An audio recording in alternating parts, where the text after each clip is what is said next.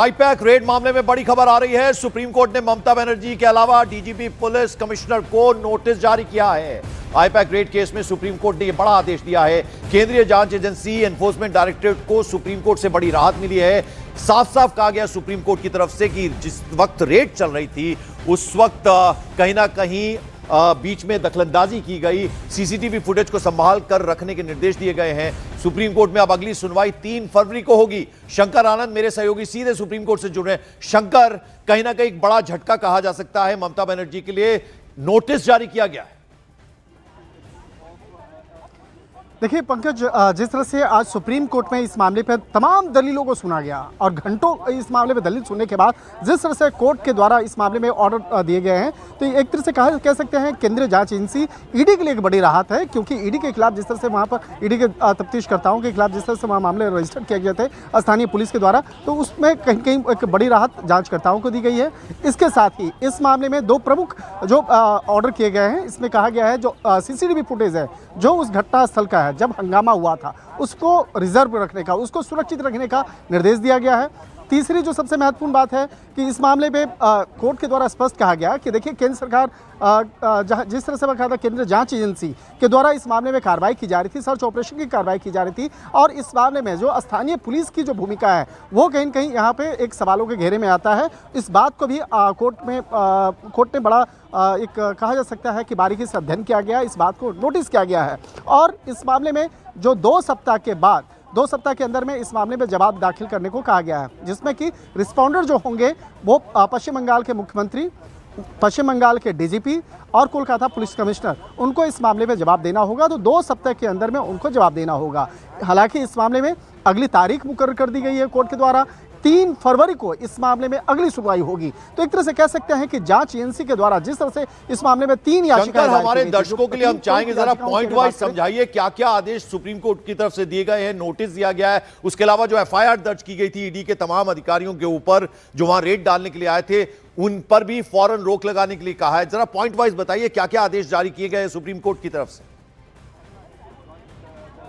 देखिए पंकज, जैसा आपने कहा कि सबसे पहला पॉइंट मैं बताता हूं कि ईडी के अधिकारियों के खिलाफ जिस तरह से पश्चिम बंगाल पुलिस के द्वारा जो केस रजिस्टर किया गया था उस पर ईडी को राहत मिला है। सबसे पहला और महत्वपूर्ण इसी बात को लेकर याचिका भी दायर किया गया था।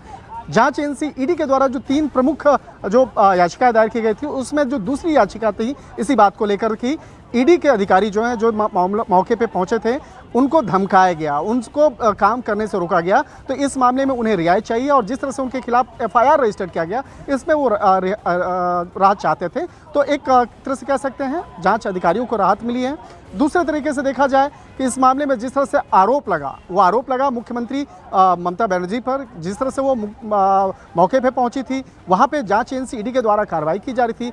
जबकि इस मामले में आज कोर्ट के दौरान में दलील के दौरान में स्पष्ट तौर पे बोला गया वो जिस आरोपी के यहाँ सर्च हो रहा था वो कोई राजनीतिक शख्स नहीं था, ना ही कोई अभी चुनाव चल रहा है। तो उस वक्त में अगर जांच एजेंसी काम कर रही है तो उसको रोकने के लिए जिस तरह से वहाँ प्रयास किए गए, तो इस मामले में मुख्यमंत्री ममता बनर्जी से भी बाकायदा जवाब मांगा गया है। दूसरी तरफ देखा जाए जो तीसरी याचिका जो ईडी के द्वारा दायर किया गया था कि इस मामले में पश्चिम बंगाल के जो डीजीपी हैं उनके खिलाफ केस रजिस्टर किया जाए, उनके खिलाफ मामला रजिस्टर। और कहीं ना कहीं इस तरह के जो आदेश होते हैं शंकर, वो एक तरह से नजीर बनते हैं, क्योंकि ये कहा गया है कि यदि कोई केंद्रीय जांच एजेंसी किसी तरह की कार्रवाई कर रही है, रेड डाल रही है, तो वहां की पुलिस जो है किसी भी तरह से हस्तक्षेप नहीं कर सकती। यह भी क्लियरली सुप्रीम कोर्ट की तरफ से कहा गया है।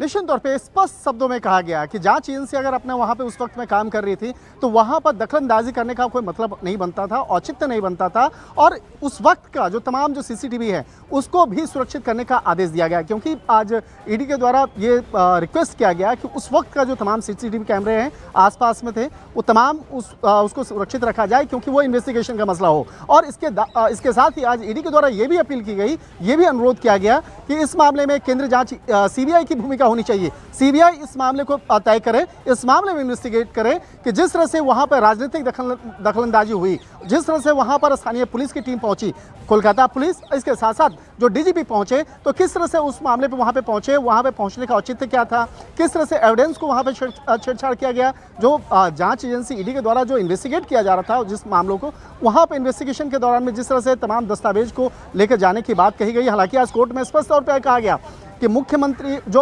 ममता बनर्जी और डीजीपी की तरफ से जो पेश वकील जो है उन्होंने कहा कि वहाँ पे कोई दस्तावेज नहीं लेके गए, लेकिन जो एक लैपटॉप है, लैपटॉप और मोबाइल फ़ोन जो वो वहाँ से लेके गई हैं। तो मोबाइल फ़ोन के बारे में कहा गया कि आईपैक कंपनी जो है जो राजनीतिक समीक्षा करती है, तमाम मसलों को करती है, तो उससे जुड़े हुए हमारे शंकर जरा ये भी समझना चाहेंगे, जो ये सुप्रीम कोर्ट ने ममता बनर्जी, डीजीपी और पुलिस कमिश्नर को नोटिस भेजा है, उस नोटिस में क्या कुछ कहा गया है, इसका कब तक जवाब देना होगा? देखिए पंकज, इस जो नोटिस आज जारी किया गया है, इस मामले में कहा गया है कि 2 सप्ताह के अंदर उनको जवाब दाखिल करना होगा। 2 सप्ताह के अंदर में मुख्यमंत्री ममता बनर्जी, डीजीपी पश्चिम बंगाल, इसके साथ ही कोलकाता पुलिस कमिश्नर को इस मामले में अपना जवाब दाखिल करना है कि उनका क्या कहना है। उनकी तरफ से जो भी पक्ष होगा तमाम बातों को लिखित तौर पर कोर्ट के अंदर देना होगा। 2 सप्ताह के बाद 3 फरवरी को इस मामले में सुनवाई होनी है, और 3 फरवरी को जब इस मामले में सुनवाई होगी तो सबसे महत्वपूर्ण पॉइंट होगा कि क्या इस पूरे मामले की तफ्तीश का जिम्मा सीबीआई को भेजना चाहिए या नहीं। ये भी एक प्रमुख चलिए मसला होगा। शंकर, आपने तफसील से एक एक पॉइंट समझाया, क्या कुछ सुप्रीम कोर्ट की तरफ से आदेश दिया गया। बहुत बहुत शुक्रिया इस तमाम अपडेट और जानकारी के लिए आपका।